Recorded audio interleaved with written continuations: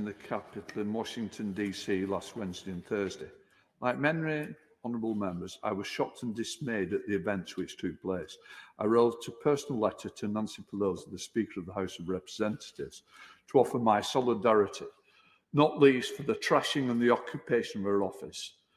Since I wrote the letter, we have learned of the very sad death of Officer Brian D. Sicknick, elected representative in the House and the Senate, and the staff who support them show great courage in ensuring that the democratic process was delayed and not stalled. I'm sure I speak for all honourable members in passing on our best wishes to them all and our condolences to the family and colleagues of Officer Sicknick. Just before I bring in the chance, just mention Charlie had a great win, by the way.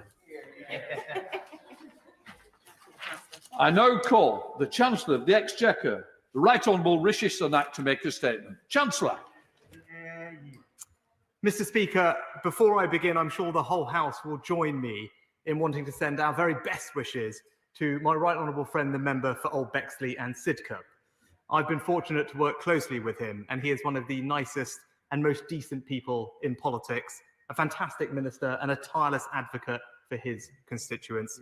We all look forward to a speedy recovery and seeing him back in this place as soon as possible. Mr. Speaker, last week the Prime Minister set out the actions we must take to control the spread of coronavirus. With your permission today, I'd like to update the House on the economic situation we currently face, the action we are taking to support the British people and businesses through this crisis, and the factors influencing our outlook. Mr. Speaker, as the House knows well, coronavirus has already caused significant harm to our economy. The scale of this impact bears repeating. GDP fell by 18.8% in the second quarter of 2020. And while the economy grew as the country opened up over the summer, it remained 6.1% smaller than it was before the crisis. The OBR's November forecast showed GDP falling again in the final quarter of last year, and also forecast the largest fall in annual output for over 300 years. Even with the significant economic support we've provided, over 800,000 people have lost their job since February. And while the new national restrictions are necessary to control the spread of the virus, they will have a further significant economic impact. We should expect the economy to get worse before it gets better. Mr. Speaker, in response, the government has put in place a comprehensive economic plan. We have provided a fiscal stimulus of over £280 billion to fund our plan for jobs, to support public services like the NHS, and to provide financial support for millions of people and businesses. 1.2 million employers have furloughed almost 10 million employees. Almost 3 million people have benefited from our self-employment grants, taking total support for the self-employed to nearly £20 billion. Over 1.4 million small and medium-sized companies have received government-backed loans worth over £68 billion. Tens of billions of pounds of tax cuts, tax deferrals, and cash grants have been delivered to businesses. And the United Kingdom government has guaranteed at least £16.8 billion of additional funding for the devolved administrations in Scotland, Wales, and Northern Ireland. In response to the new national lockdown, we are extending and increasing our financial support. We are providing a bridge for people and businesses until the economy reopens and to give them the chance to rebuild productive capacity. To do that, we have extended the furlough scheme to April. We're supporting self-employed people with a fourth income grant. And we've announced, alongside the introduction of new restrictions, an extra £4.6 billion to protect UK jobs and businesses. All business premises in England, which are legally required to close, including in retail, hospitality, and leisure, can now claim one-off grants of up to £9,000 for each of their business premises, benefiting over 600,000 businesses and coming on top of the existing grants worth up to £3,000 paid each month. We've also made discretionary funds of £500 million for local authorities available in England to support local businesses in those areas, on top of the £1.1 billion of discretionary funds we've already provided to local councils. Sadly, we have not and will not be able to save every job and every business. But I am confident that our economic plan is supporting the finances of millions of people and businesses. Across almost all areas of economic policy, we are providing comparable or greater support than all our international peers. And as the Office of Budget Responsibility, the Bank of England, and the IMF have all recognised, our economic response is making a difference, saving jobs, keeping businesses afloat, and supporting people's incomes. Mr. Speaker, now looking forward, there are signs of hope.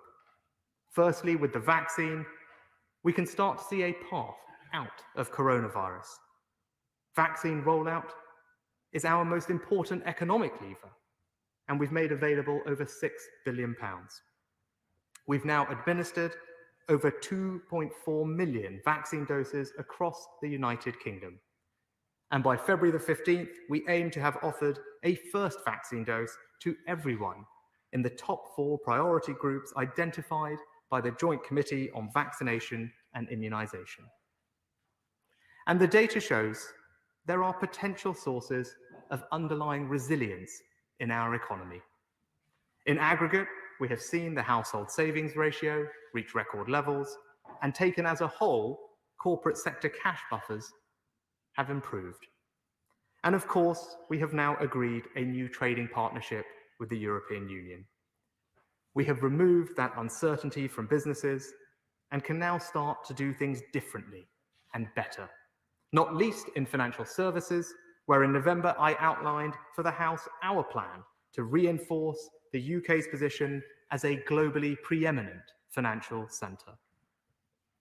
Mr. Speaker, while the vaccine provides hope, the economy is going to get worse before it gets better. Many people are losing their jobs. Businesses are struggling. Our public finances have been badly damaged and will need repair. The road ahead will be tough. Now it is time for responsible management of our economy, taking the difficult but right long-term decisions for our country. But Mr. Speaker, I am confident that with this comprehensive support the government is providing, and above all, the determination, enterprise, and resilience of the British people, we will get through this. And I commend this statement to the House. We now head up to Oxford East, the Shadow Chancellor, Annalise Dodds. Thank you very much, Mr. Speaker, and can I please start by joining the Chancellor in sending my very best wishes to the Right Honourable Member for Old Bexley and Sidcup. I know I speak for everyone on my side of the House in wishing him a speedy recovery.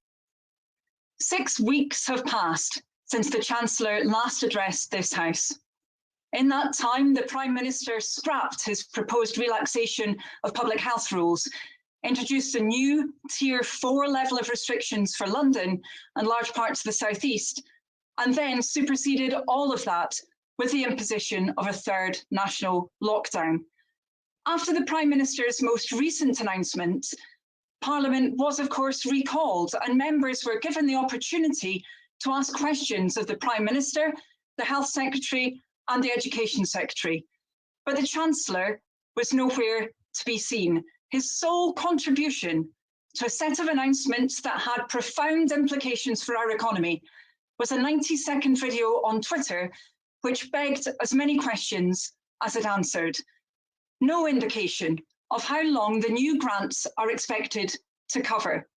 No clarity on how the discretionary funding for local councils has been calculated, nor of how it will be allocated. And we heard of funds being provided to the devolved nations badged as new money before the Treasury hastily amended its website to reflect that this money had already been committed to in December. We heard nothing about what would happen to those people who'd started a new job since the beginning of November and who are now ineligible for furlough. We heard nothing about what level the fourth grant for self-employment is, for self-employed people would be set at, nor when that grant will be made available. We heard nothing for those people who've been excluded from government schemes right from the very start. And we heard nothing about what the Chancellor will do to fix the broken system of support for self-isolation. I was relieved to hear this morning that the Chancellor had undertaken to address the House today, but I deeply regret that having last year blocked measures that would have helped to protect the NHS and secure our economy, today the Chancellor appears out of ideas, urging us to look towards the sunny uplands, but providing nothing new. The purpose of an update, Mr. Speaker, is to provide us with new information, not to repeat what we already know. In addition, the Chancellor just now gave a highly partial picture of the state of our economy, talking of a rise in savings, but not mentioning that over 5 million people are estimated to have taken on over £10 billion in debt just to get through the last year. Talking of corporate cash buffers, but not mentioning that city experts have predicted there will be over £100 billion in unsustainable corporate debt by the end of March. The Chancellor needs to acknowledge the reality of the crisis we face, a crisis made worse by his government's irresponsibility, with our economy having suffered the worst recession of any major economy, and he needs to act accordingly. So can I ask him to respond to those questions which businesses and workers desperately need answered? Will he update the furlough scheme to reflect the dates of this current lockdown? When will he set out the new incentive scheme he promised to provide for businesses which will now not receive the job retention bonus? When will he provide details on the next self-employment income support scheme? What does he say to people who've been excluded from government support schemes from the very beginning and who still aren't helped by today's announcement? How long will businesses have to make the new one-off grants last for? When will councils find out how the new discretionary funding will be allocated and on what basis it has been calculated? Does the Chancellor believe that those who are classified as clinically extremely vulnerable should be automatically eligible for furlough if they can't work from home? When will he fix support for those self-isolating when the evidence for change is overwhelming? When will his much vaunted Operation Birch actually start to deliver for struggling manufacturers? And will we have to wait until the budget for a recognition of all of these problems and solutions to them, as was suggested by his social media account? Mr. Speaker, we had all hoped for a more optimistic start to 2021 than a new national lockdown and yet more uncertainty about the future. But the people of Britain understand that they have to make sacrifices. They're doing their bits for the national effort while the vaccine is rolled out. They're fulfilling their side of the bargain. The Chancellor must fulfil his. Chancellor. Mr. Speaker, thank you. And let me also thank the honourable member opposite for her response, and in particular her comments about my right honourable friend from Old Bexley and Sidcup, which I appreciate.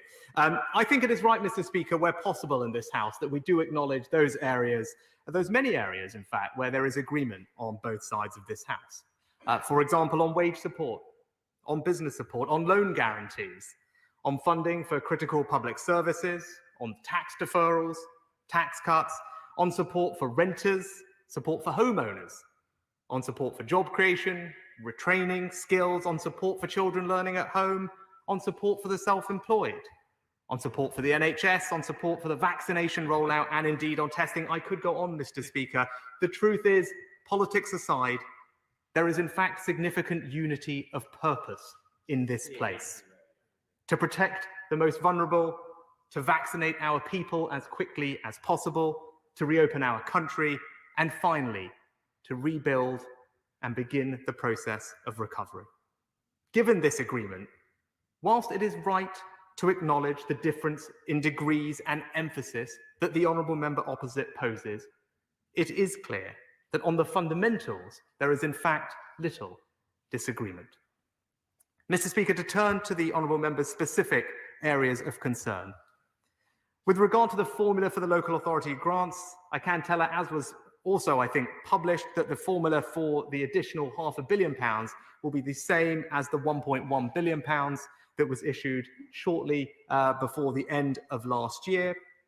With regard to the furlough dates, she will be pleased to know that the change in date from the original spring date through to the new date at the end of October, before the announcement of the new scheme and the extension, will bring an additional 3 million people into coverage for the furlough scheme, which I'm sure she will join me in welcoming, has protected over 9 million jobs over the past several months. It is, of course, already possible for people to be furloughed if they are clinically extremely vulnerable or indeed have childcare difficulties, but those decisions are, of course, decisions to be made by individual employers and their employees. It wouldn't be right for the government to put a blanket mandate in place. With regard to the various other questions, she is right that the budget is the appropriate place to consider those, given the scale of the response and indeed the fact that all of our major avenues of support have been extended through to the spring. She also, finally, Mr. Speaker, made one comment talking about this country having experienced the worst recession out of anyone. And I think it is important in this place that people do have the right facts, Mr. Speaker, particularly when they impact people's confidence and understanding of what is happening. And I must, if I can, gently point out some facts, which I'm sure the honourable member opposite knows, because I'm sure she will have studied this carefully. And she will know that when making international comparisons between the performance of our economy and others, it is important that we are careful, because everybody calculates things in very different ways. And indeed, as the Office for Budget Responsibility have mentioned in their latest report, which I'm sure she will be able to read, and indeed as the ONS have also highlighted, we calculate the public sector output in this country in a very different way to almost any other country. And it is very clear that the way that we calculate that output flatters other countries and disadvantages us when it comes to making those comparisons. And as those independent forecasters have pointed out, when corrected for that difference, Mr. Speaker, what you find is actually our economic performance is very much in line with comparable countries. It is not the worst, and I don't think it is good for confidence or people's understanding of the situation for that to be propagated. Mr. Speaker, throughout this crisis, the government has always been pragmatic. When changes must be made, we have made them, and when help has been justified, we have always provided it. And Mr. Speaker, we are now so close to the end of this difficult period for so many people that I would ask the honourable member opposite at this time to recognise that the national interest is best served by our cooperation, not partisanship. The vaccine rollout is the most important priority of this government and provides us with the path of getting out of this, protecting people's health and releasing the restrictions that are hampering our economic recovery. That should be our focus. I know she will agree with me on that, and it is in this spirit, in the best traditions of this House, that I hope we will be able to see out this crisis in the coming months. I said to Horwich with Sir Bernard Jenkins. Sir Bernard. Can I thank my right honourable friend for his statement and indeed welcome the continuation of these vital measures to support British business through this further period, while keeping an eye on hospitality sector and small businesses, which are continuing to have a very hard time and may need extra help. But could I just invite him to recall how we had to put VAT onto energy saving products before we left the European Union because of European Union rules. And having struck VAT off sanitary products, can we now look at other opportunities to use our freedoms now that we've left the EU to strike VAT off energy saving products like solar panels and home insulation in order to promote the greener recovery that we want to see emerging from this crisis? Chancellor. I thank my right honourable friend both for his advice and helpful information about the hospitality industry, which he provided to me over the winter period, which has been very helpful in formulating our response, and I thank him for it, and also appreciate his thoughts on future tax policy, which he will know remains for budget.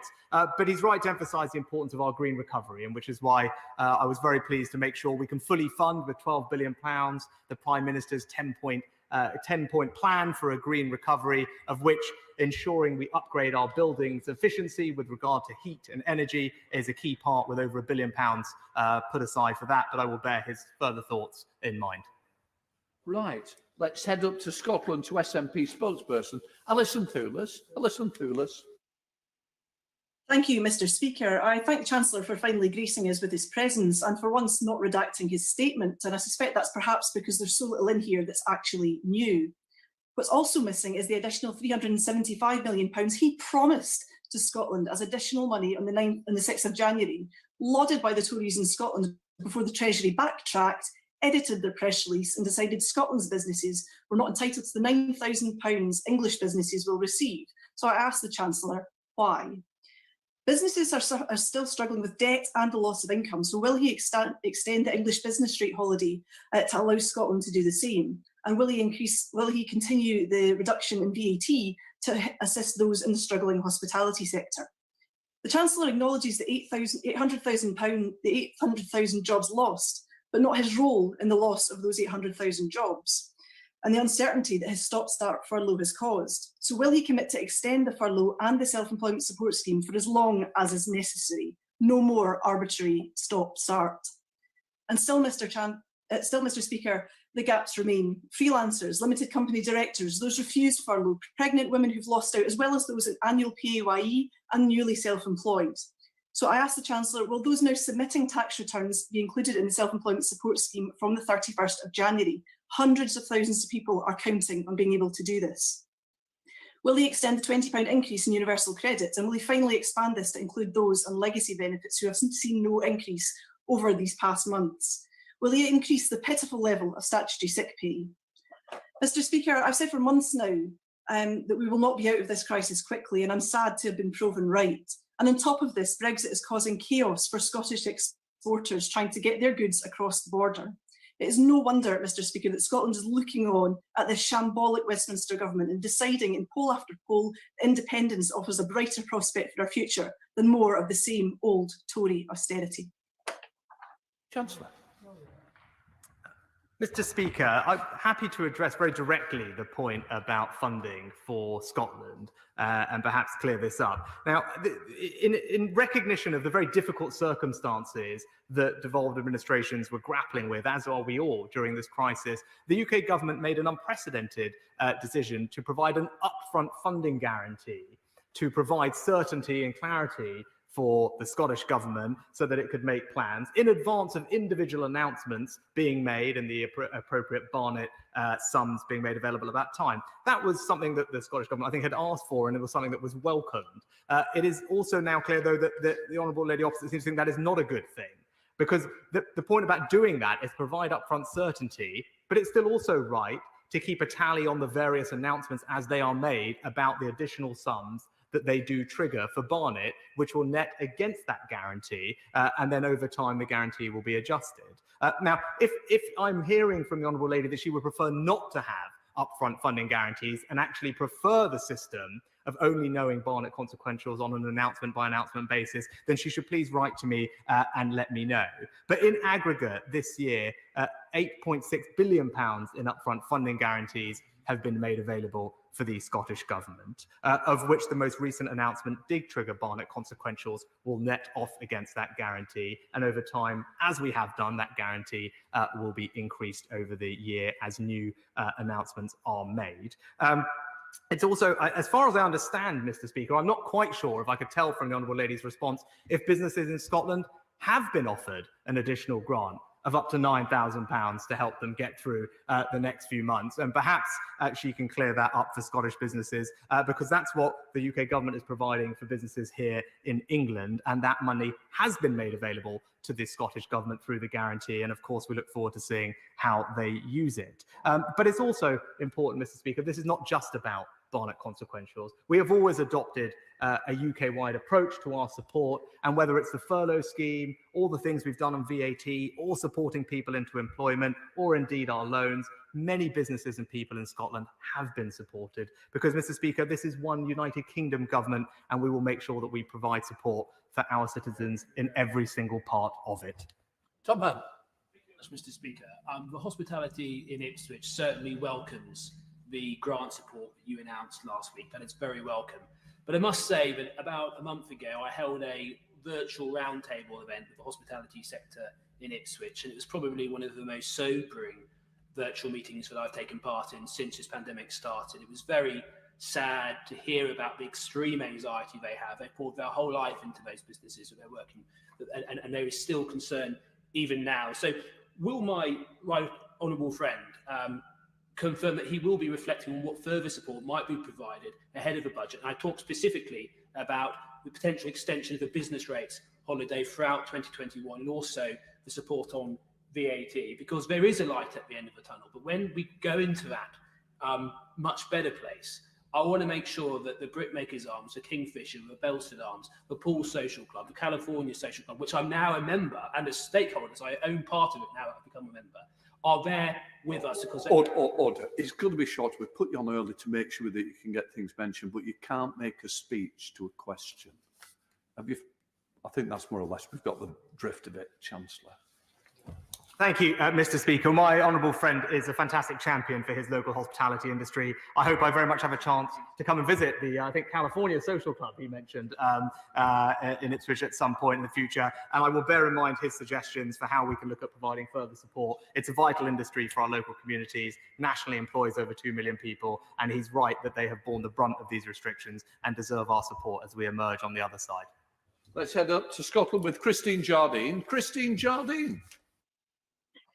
Thank you very much, Mr. Speaker. I first associate myself and my Liberal Democrat colleagues with the remarks about the Right Honourable Member for Old Bexley and Sidcup, who is someone I have come to greatly respect in my time here, and wish him the very speediest of recoveries.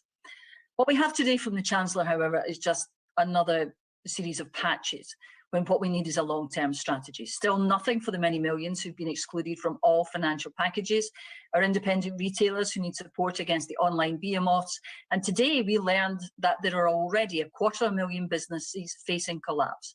So when will the Chancellor tell us what his long-term strategy for recovery is? Will he extend furlough through the summer? And can he tell business what help there will be for them now they face an enormous burden of debt?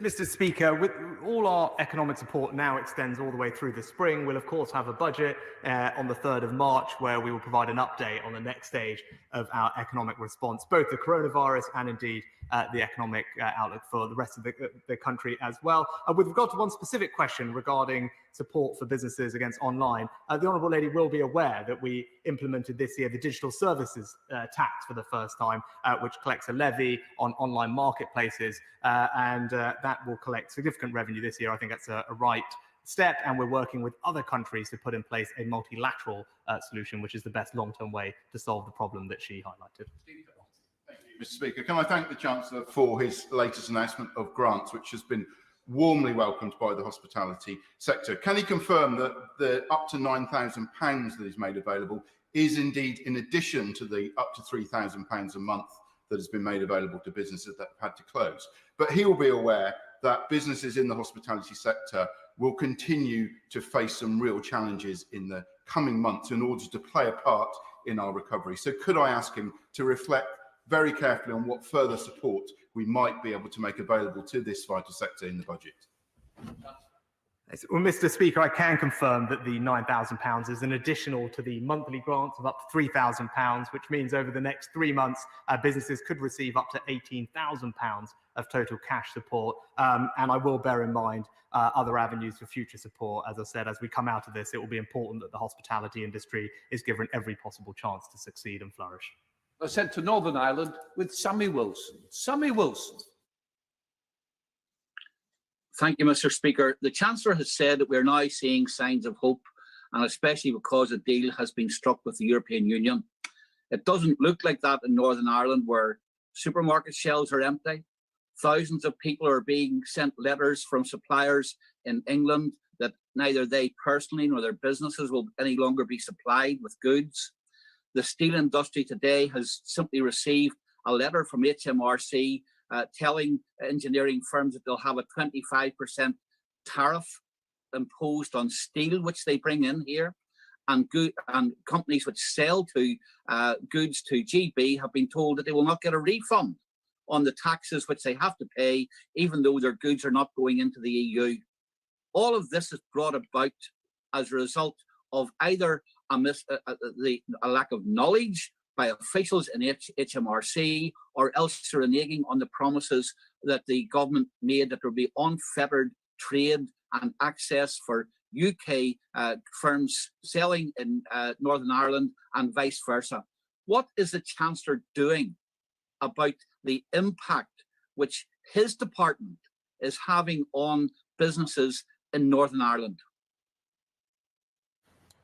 Thank you, Mr. Speaker. I'm very sorry to hear about some of the examples that the honourable gentleman raised. I know goods in aggregate are continuing to move smoothly between Great Britain and Northern Ireland, and I'm not as aware of any significant queuing, and individual issues are being addressed by UK authorities. I would also say my right honourable friend, the Chancellor for the Duchy of Lancaster, I know is talking with colleagues from across this House to make sure we're kept abreast of any particular issues, so we can look to resolve them as we can, Mr. Speaker.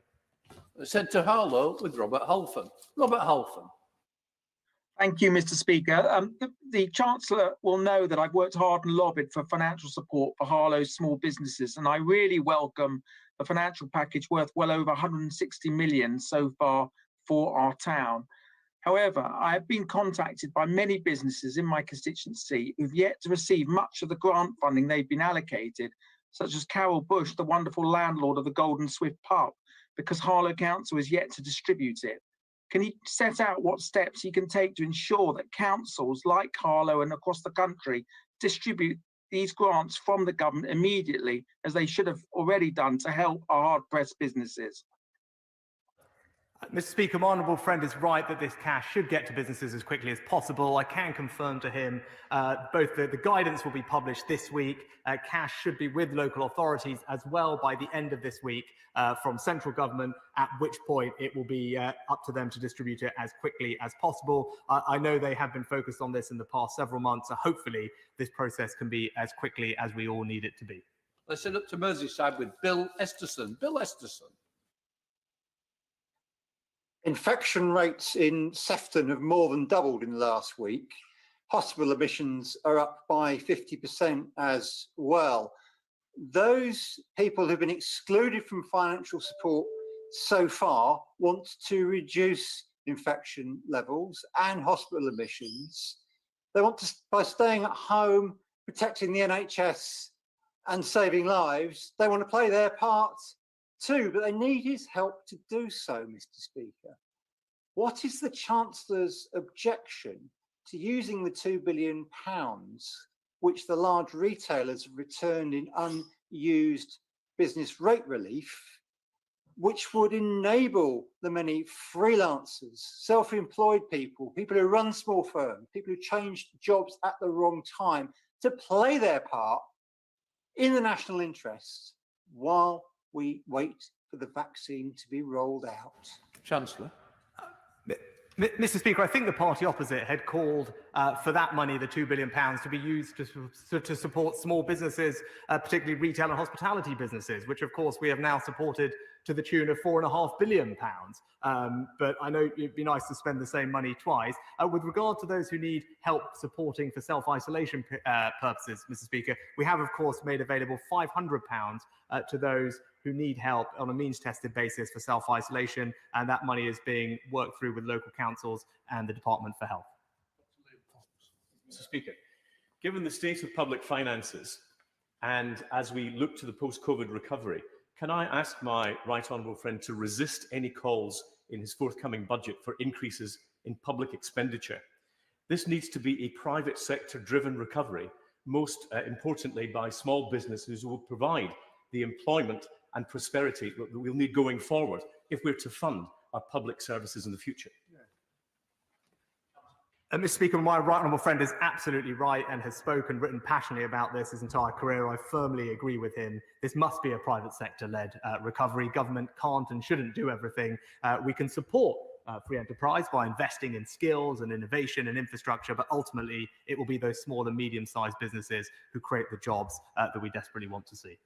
Let's head up to Widnes with Derek Twigg. Derek Twigg. My honourable friend from Sefton, I'm very disappointed that the Chancellor has not given support for the many people who are self-employed who are not getting help. But my question is this: the Chancellor appears to have little appreciation of how low people manage to survive from week to week. Given the huge coverage today pleading with people to stay at home and follow the rules, I would have expected a Chancellor to have announced better support for those who need to isolate. Mr. Speaker, the fact remains that some people who should be isolating will go into work because they are struggling to put food on the table or pay their heating bills and cannot afford to lose any income.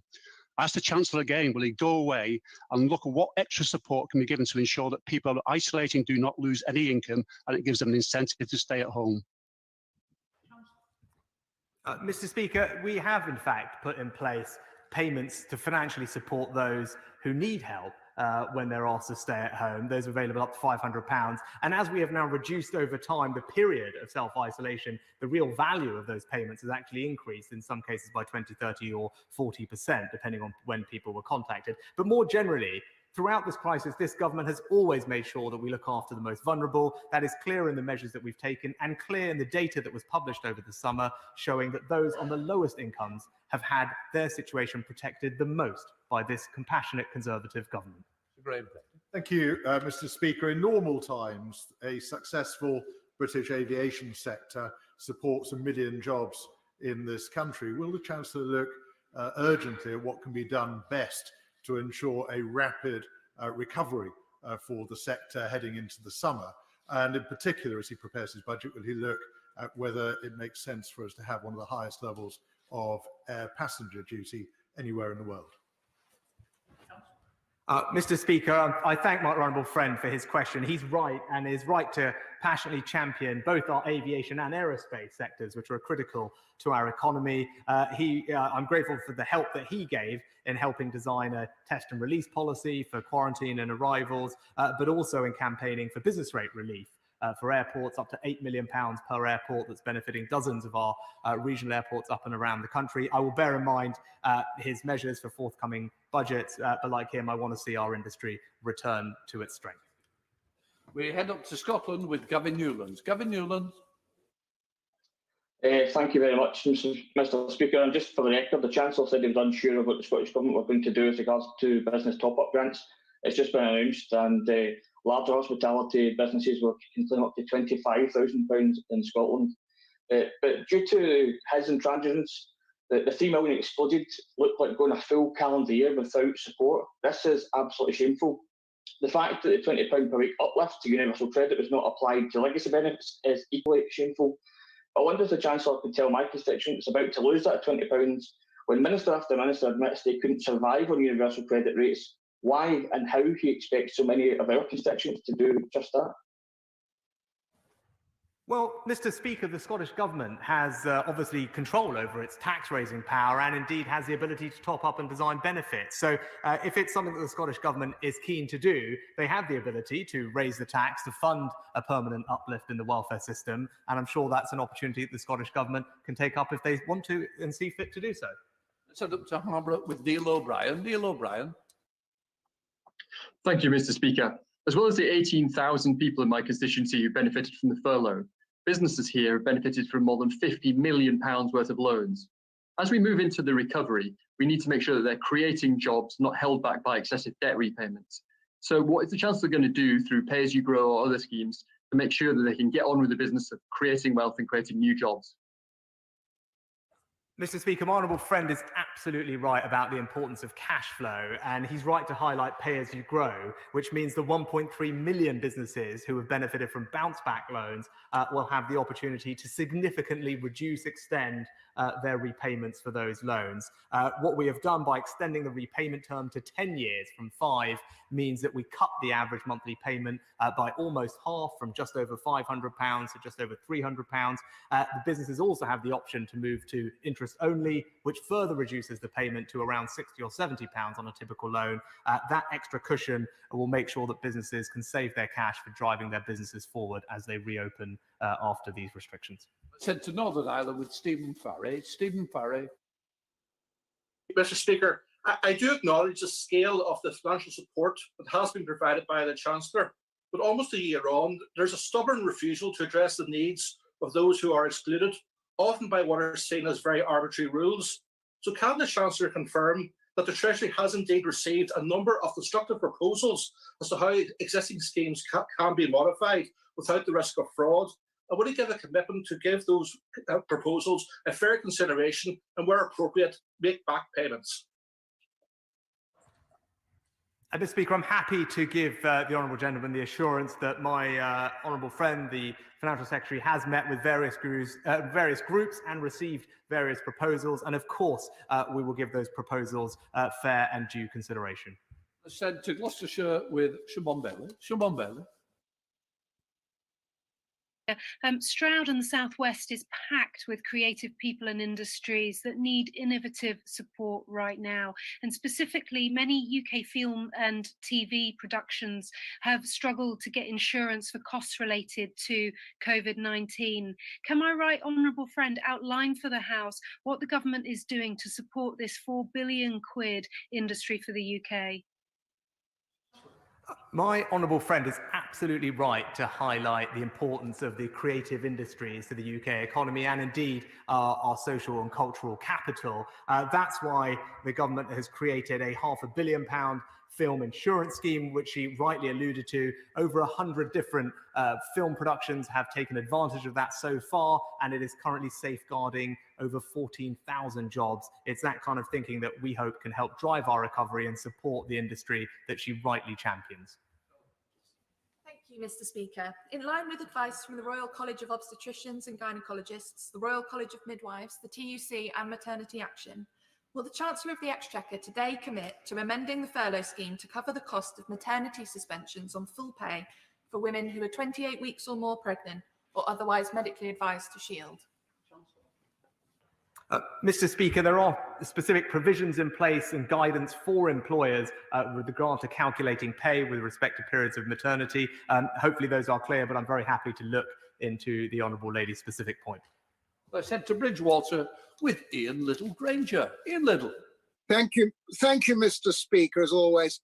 My right honourable friend is aware how good the Bridgewater and Taunton College is and how many apprentices they're training, not just for Hinkley Point, but many other organisations.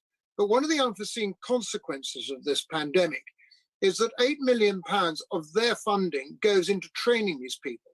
And unfortunately, a lot of employers are not taking on apprentices or making them redundant. These young people are not getting the chance to finish off their training to get the jobs and the skills they need. Can we please urgently look at the ways that these young people and these colleges can be empowered to train these people to get them into the workplace as soon as possible? Mr. Speaker, I'm fairly certain we have already put in place a new matching service for those apprentices who sadly are unable to complete their apprentices with their current employers, but I'm happy to get the details and write to the honourable gentleman about that. But more broadly, like him, I support passionately further apprentices, which is why we're giving companies a £2,000 bonus to take on a new apprentice and provided additional funding to both businesses and colleges to pay for the training that's associated with them. Let's head up to Wirral South with Alison McGovern. Alison McGovern. Thank you, Mr. Speaker, and well done, Chorley FC. If your only economic message is quibbling over how statistics have been used, then, Mr. Speaker, you haven't got a message. So now that the Chancellor is here with us, can I ask him if he thinks that there is so much unity of purpose, as he said, Does he really stand by the plan to cut £20 a week from universal credit and to maintain the cruel two-child policy? So can I give him the opportunity now to make an announcement and do something today to make sure his appearance before us in the House today isn't a total waste of time? Mr. Speaker, with regard to universal credit, we put in place at the beginning of this pandemic a temporary uplift to universal credit, which lasts all the way through to the end of this year. And of course, future tax and welfare decisions are rightly decisions that will be made at the budget. Let's head up to Rother Valley with Alexander Stafford. Alexander Stafford. Thank you, Mr. Speaker. Labour run Rotherham Council took a long time to devise a discretionary scheme to businesses and individuals excluded from support during the first lockdown, and actually ended up handing back millions of pounds to government as they had not distributed it. Can the Chancellor assure me that this government has given councils the flexibility and support so that local businesses and the self-employed receive the full help they deserve, and that councils have a duty to distribute funds speedily and effectively so this mistake is never repeated? Mr. Speaker, I can give my honourable friend that assurance. The discretionary funding is indeed discretionary. Obviously, I and the government doesn't know the exact economic circumstances of every local area, and it's right that local authorities are best placed to make those discretionary decisions. They will know their areas, they will know how best to support their businesses, and our guidance absolutely gives them the discretion to do so. Let's head up to Birmingham with Steve McCabe. Steve McCabe. Mr. Speaker, the Chancellor says he's supporting 95% of the self-employed, a claim he'll know is disputed. But even if we accept his figures, doesn't that mean 250,000 lose out? Surely writing off 250,000 people and their families isn't what he means by whatever it takes. Mr. Speaker, those figures are not disputed. They're fact based on the returns that we actually have. Of the returns that we have from self-employed people, those that are majority self-employed, 95% of those people qualify and are eligible for the support. The 5% that are not, that he alluded to, are excluded because they have an income of greater than £50,000. He will have heard me say before, the average income of those people is £200,000, and I think it is right that we target support on those who most need our help. Let's head up to Croghan-Nantwich with Dr. Kira Mullen. Dr. Mullen. Thank you, Mr. Speaker. Can I thank the Chancellor for the further one-off grants for closed businesses of up to £9,000 that have been announced. Businesses in Croghan-Nantwich are very grateful for the cash. But can the Chancellor reassure businesses that they don't need to choose between these one-off grants and the monthly grants, that both are available to affected businesses? Mr. Speaker, I'm happy to confirm for my honourable friend that that is absolutely the case. They don't have to choose. They will continue to benefit from the monthly grants of up to £3,000 a month. But on top of that, to help them get through this difficult period, through to the spring, they can additionally receive a one-off grant of up to £9,000, which means cumulatively over the next 3 months, businesses could receive up to £18,000 of support. I know his businesses will warmly welcome that. He's spoken to me at great length about supporting his local hospitality industry, and I hope that this helps. Let's head up to Orkney in Shetland with Alistair Carmichael. Alistair Carmichael. Thank you, Mr. Speaker. The Chancellor's assertion that the Prime Minister's trade deal means that businesses can now start to do things differently and better will have been heard with total incredulity by anyone whose business involves the export of seafood. The new procedures for export are a bureaucratic mess that has brought export trade to a grinding halt. One local fish trader told me this morning that a single consignment now has to go with no fewer than 17 different attachments, and another told me on Friday that he had lost £50,000 on a single consignment that he had been unable to export. What is the Chancellor going to do to offer help to fish exporters to get them through this very difficult time? Difficult because of DEFRA's own rules and procedures. Mr. Speaker, what this deal provides is ensure that all those businesses that he mentioned have tariff-free access to European markets. Otherwise, there'd have been significant tariffs on those exports. He is right. There are changes to our trading relationship. That has always been the case, and both the Prime Minister and the government have been clear about that. I know my right honourable friend, the Chancellor for the Duchy of Lancaster, is working through individual issues as we look over time to streamline and improve all our processes. And he will also know that we have invested a huge amount of resource in both the IT systems at DEFRA, but also in providing support for those businesses who need help to fill out various customs forms and meet new procedures. I said up to Stockholm, Trent Central with Joe Gideon. Joe Gideon. Thank you, Mr. Speaker. I welcome the 4.6 billion in grants announced last week for the retail, hospitality and leisure sectors. As my right honourable friend will be aware, businesses in the hospitality industry have been subject to restrictions since the beginning of the pandemic, leaving the sector one of the hardest hit financially. And I've spoken to many affected business owners and workers in Stoke-on-Trent Central. As we approach the end of this financial year, with the possibility of restrictions now extending beyond, will my right honourable friend reassure me that the businesses in my constituency, that the government will extend the existing package of measures, including the current business rates relief and VAT reduction, that acts as an important lifeline for many in this sector? Well, I know from visiting my honourable friend's local area how important hospitality businesses are to her. And whilst I can't comment on future budget decisions, obviously, I can give her the assurance that I remain very committed to supporting our fantastic hospitality businesses through this crisis so that they can recover strongly on the other side. Speaker, I thank the Chancellor for his statement. Northern Ireland is facing a double whammy. First of all, we're coping with the economic consequences of COVID. We thank the Chancellor for the help with that. But at the same time, we're also trying to deal with a protocol that is crippling businesses in Northern Ireland. South of the border, the Irish revenue authorities have said that all companies can circumvent customs to deal with this problem, whilst on our side of the border, HMRC is increasing the red tape. This protocol, Mr. Chancellor, is an unmitigated disaster. PPE equipment can no longer get into Northern Ireland. Foodstuffs can't get into Northern Ireland. M&S have produced a list of 400 goods that they won't bring into Northern Ireland. We now must invoke Article 16, and I would encourage the Chancellor to do that. And I'm sure the Scots Nats are delighted they don't have a protocol now. Chancellor. Thanks. Mr. Speaker, I thank my honourable friend for his question and also for registering with me some of those issues. I know that he and other colleagues are speaking to the Chancellor of the Duchy of Lancaster about individual issues, and I will be sure to follow up with him later today. He will know, and I hope it's helpful, that we funded with £200 million a trader support service, which is helping businesses in Northern Ireland adjust to the new arrangements. And I think 25,000 at last count had signed up, and I know that the response has been pretty good, but there's always more we can do, and I'll look forward to talking to the Chancellor of the Duchy of Lancaster later. Let's head to Wiltshire with Dr. Andrew Murison. Dr. Andrew Murison.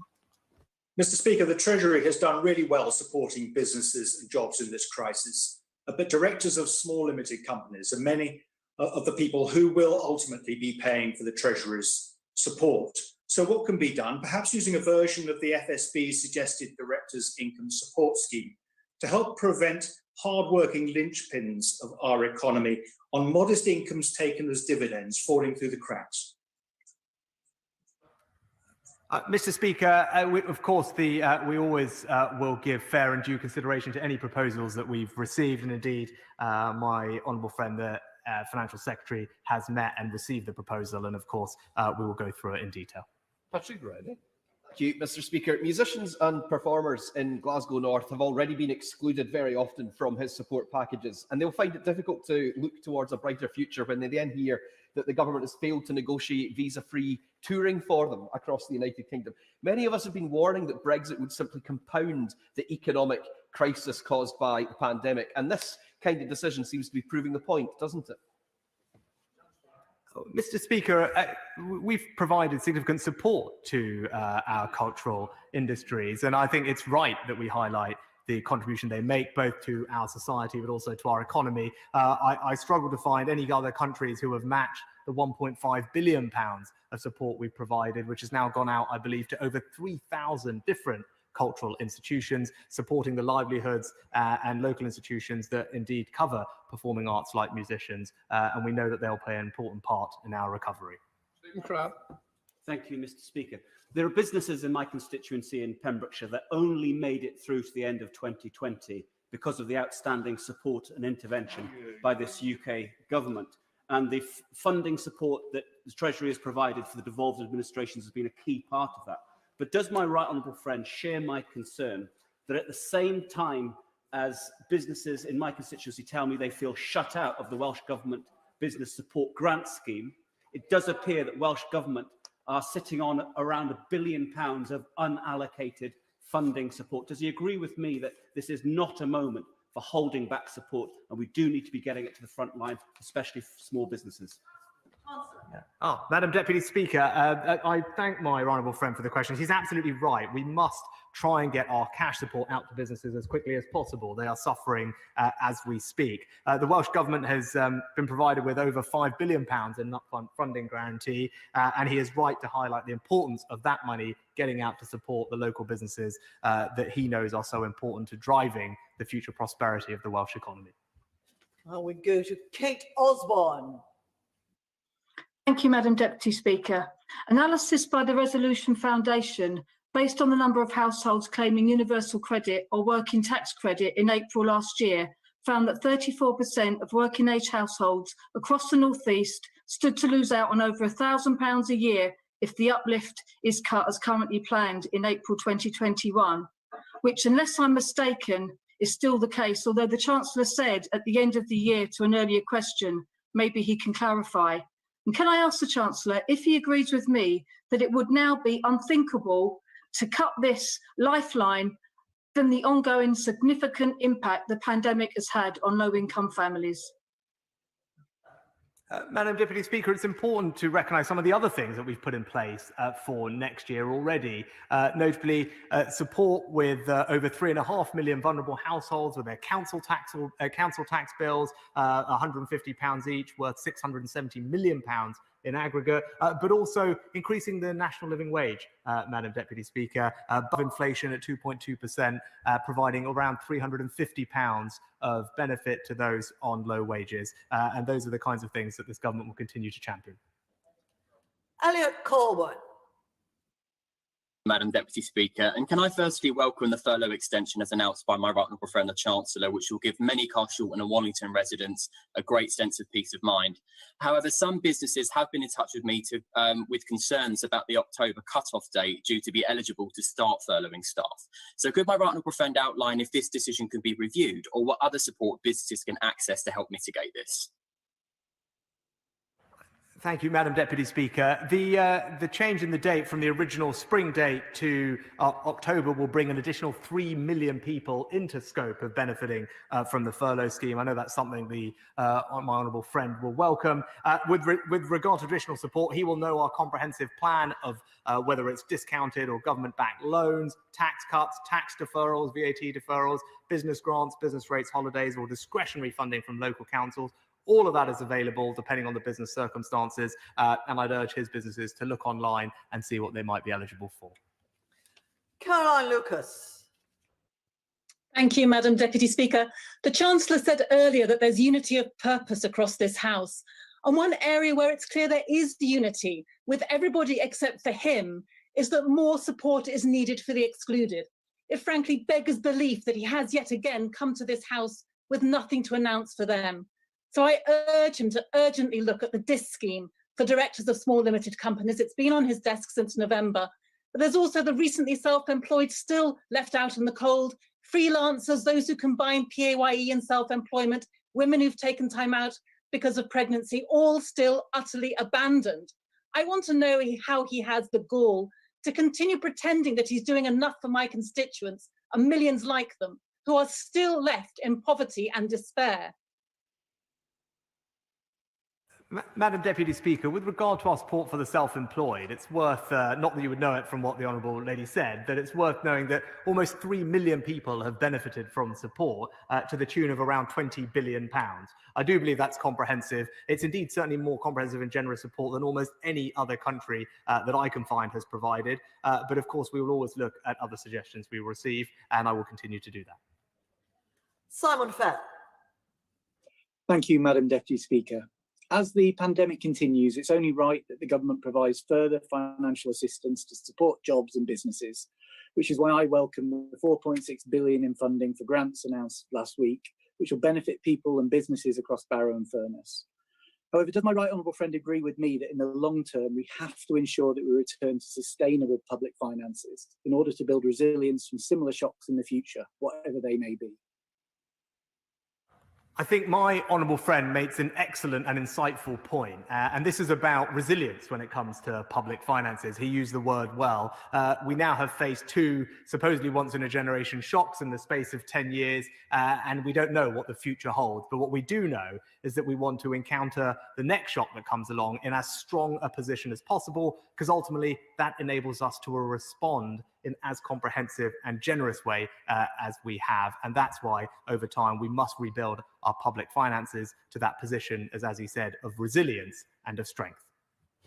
Well, I wonder if honourable members really do believe in being fair to everyone, because if they do, I implore people to ask short questions, don't make statements, don't make a speech. This is a statement by the Chancellor. It's an occasion for a quick question. I have 36 people to get in and 25 minutes in which to do it. Shall we try and see if members really do want to be fair to everybody else? Daniel Zeichner. Thank you, Madam Deputy Speaker. Now, behavioural scientists are clear that to get people to self-isolate requires they have the capacity, motivation and opportunity to do so. And so far, frankly, the £500 on offer isn't achieving that. So can the Chancellor tell us what assessment he's made of that scheme, what he's planning to do to improve it? Mr. Speaker, I'm not aware of any science that I've seen or feedback on that scheme that shows that it's not doing what it needs to do. £500 is means tested, provides support, and indeed has increased in real value as the number of days required to isolate has reduced. Alex Shelbrook. Speaker, a constituent has approached me to say that many supply teachers working through agencies are not being furloughed because schools are open to key worker children. Yet these supply teachers are not being called into schools because most year groups are learning remotely. Can I ask my honourable friend to look at flexibility within the furlough scheme, similar to last time in this area, to assist agency workers? I'd be very happy to look at this specific point that my honourable friend raises. Andrew Gwynn.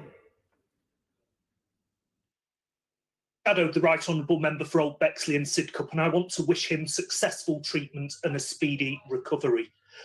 But around 130,000 individuals are ineligible for any support across Greater Manchester, second only to London in numbers. Many of them have been shut out of support since day one, almost a year ago now. So can the Chancellor confirm today that he is actually looking at this important issue and confirm today whether more support for this group is actually coming their way?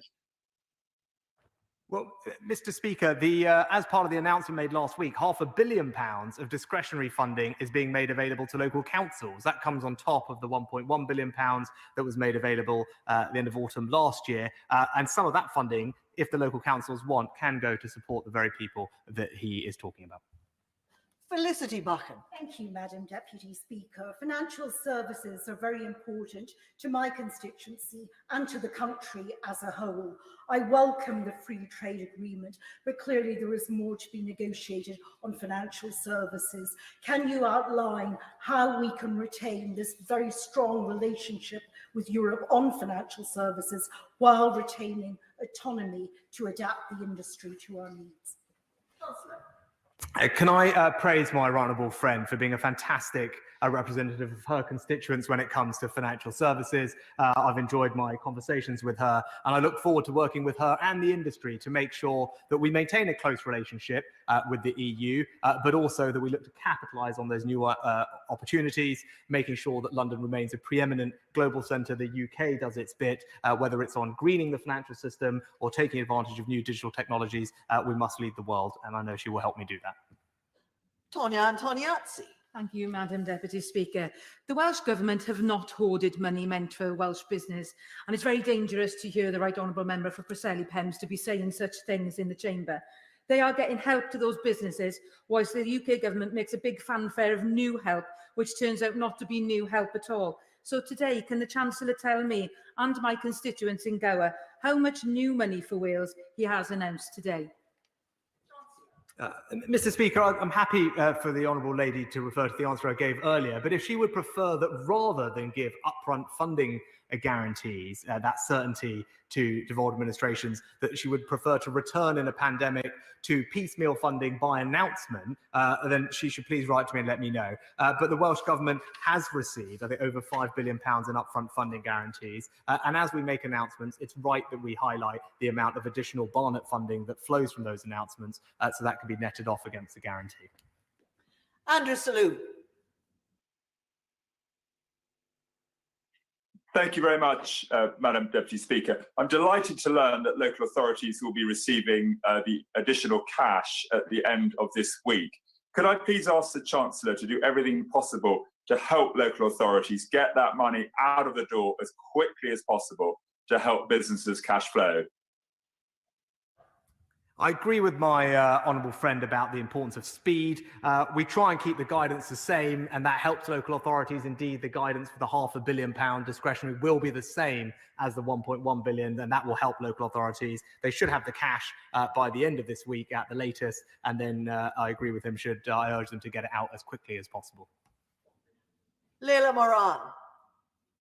Madam Deputy Speaker, as in many places, local pubs and bars in Oxford, West and Abingdon are on their knees. One of my constituents, a bar owner, told me that her business is slowly going under and that she stands to lose everything. The £9,000 is of course welcome, but the concern is will delay rather than stop them from going under. So will the Chancellor step in and save our locals by scrapping the rateable value cap for pubs, allowing them to access the Retail, Hospitality and Leisure Grant Fund, offer rent holidays during times of enforced closure, and guarantee now to extend the furlough scheme for as long as it is needed? Madam Deputy Speaker, I think the Honourable Lady makes a good point about the importance of our local pubs. There is no rateable value cap on the grants. That was the case in the earlier iteration in the spring, but the latest grants are actually done by rateable value, and they are eligible for businesses with a rateable value in excess of £51,000. And of course, they also benefit from business rates holidays. So I hope that helps, but I share with her sympathy for the industry. I know it's difficult, and we must do what we can to help them. Gary Sambrook. Speaker. The Chancellor will know that the furlough scheme and the self-employed scheme has helped protect many millions of jobs across the UK and many livelihoods across the Birmingham Northfield constituency. But as he said, unfortunately, not every job is going to be able to be protected during this pandemic. And so can he outline the measures he's taking across government to help support those who find themselves unemployed? I can give my honourable friend my assurance that the government's #1 economic priority remains jobs and trying to help people into employment. To that end, we've created various schemes and put billions of pounds towards them, whether it's doubling the number of work coaches, the Restart scheme for the long-term unemployed, or indeed our Kickstart scheme to help 250,000 young people at risk of unemployed find new work with government-funded jobs. And I look forward to working with him and delivering all of those vital initiatives. Kirsty Blackman. Thank you. A number of people are still in childcare vouchers schemes rather than having moved to tax-free childcare. There's a number of those who at the start of the pandemic did not realise how long the impact would last, and now they've racked up large balances that they will not be able to spend before their child no longer needs wraparound childcare. Would the Chancellor please look at those people who have got this large balance and consider putting in place some flexibility, or asking employers to put in place some flexibility because they've ended up in this situation through no fault of their own? I'm not familiar with the specific details that the Honourable Lady is raising, but I can see the logic of what she's saying, if I follow it correctly, but I'll happily have a look at it and write back to her. James Daly.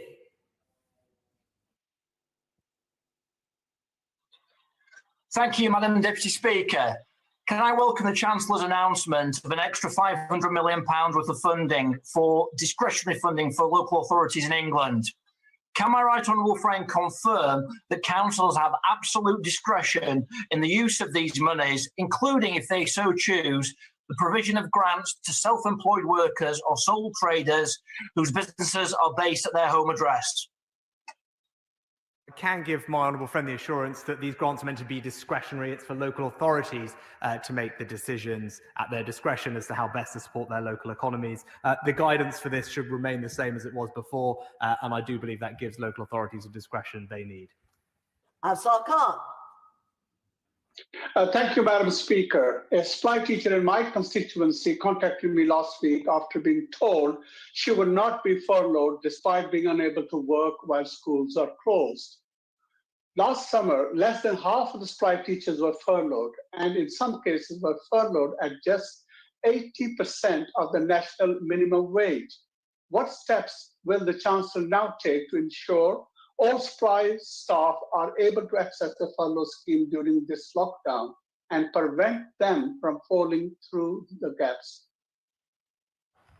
Madam Deputy Speaker, as I followed the question correctly, I think the guidance has already been clarified and was already in place that childcare was a reason that people could be furloughed. But with regard to supply teachers, in any case, I will have a look at what the guidance says.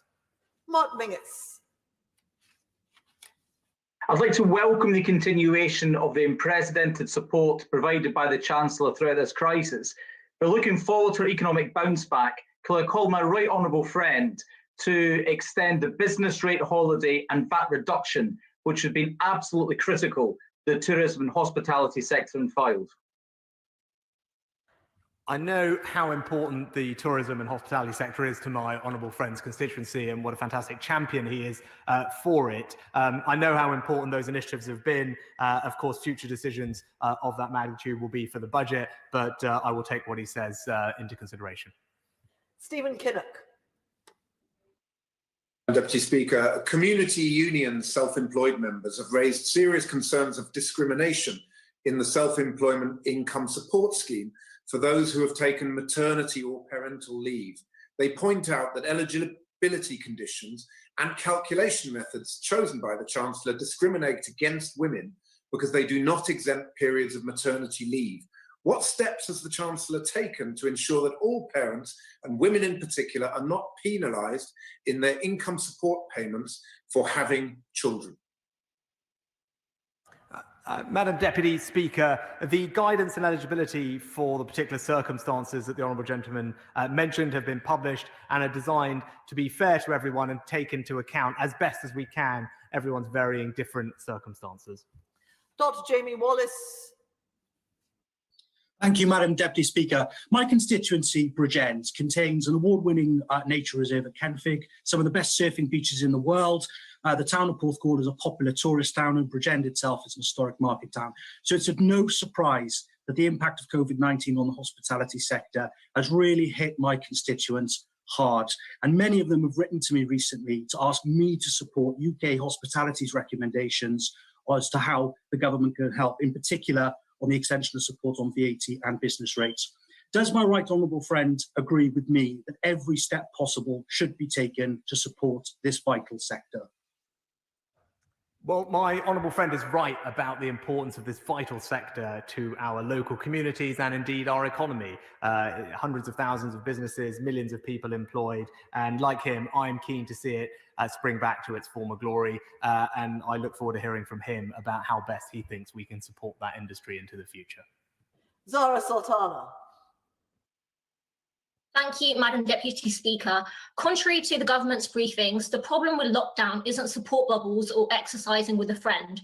The key problem is that people are still being forced into work, with too many non-essential workplaces open and statutory sick pay so low, many can't afford to self-isolate when they need to. So will the Chancellor provide the economic support necessary for people to stay at home by ensuring that all non-key workers who can't work from home are furloughed on full pay and raising sick pay to the real living wage at £330 a week? Madam Deputy Speaker, I mean, with regard to the appropriate health restrictions, with greatest respect to the Honourable Lady, I think it's best that we listen to the scientists, and she would have heard the Chief Medical Officer this morning giving his view on what the right approach to other restrictions is. And with regard to support, I think the furlough scheme remains one of the most generous and comprehensive anywhere in the world, and it's something I'm proud of and I know is providing security to many millions of people at what is a very difficult time. Esther McVeigh. The Chancellor will know that it was the blue-collar Conservative group who were instrumental in persuading the supermarkets to return the business rate relief they did not need. And we asked them to do that on the basis that there were many who've gone without support, and they agreed to do it on that basis. So will the Chancellor ensure that that £2 billion returned by the supermarkets will go to those who've been excluded so far from support because they cannot go another 3 months without any income? Madam Deputy Speaker, I pay tribute to my right honourable friend's tireless campaigning on this issue, and she's a great advocate for the cause. She will know, of course, that we have just provided over £4.5 billion of support to many small businesses up and down the country, which I know she will warmly welcome and has also called for. And indeed, part of that is £500 million of discretionary funding for local authorities to support local businesses, many of whom may be the people that she has talked about will be eligible for that support. Paula Barker. Thank you, Madam Deputy Speaker. For 10 months, 3 million people have been forgotten or excluded by this government, including several of my own constituents, such as Graham Park and Karen and Matthew Cox. The Prime Minister said last week these people will be listened to and support packages are there to protect people. So can the Chancellor tell us today clearly what package of support is actually available for these groups, how much is available, and when will people be able to access them? Madam Deputy Speaker, rather than me recap every single thing we've done, it's worth bearing in mind when the Honourable Lady talks about the 3 million people, over half of those are people for whom self-employment is not their primary source of income. They are not majority self-employed. The average income from self-employment of those individuals is around £2,000 from memory. So it is actually the case that many of the other things we have done will be of more significant support to them. Indeed, the majority of those are actually employed and then can benefit from our furlough scheme. So I think it's not right to say that they have received no support. There's a range of things we've put in place in different ways, and many, many people are benefiting from them. Jason McCarthy.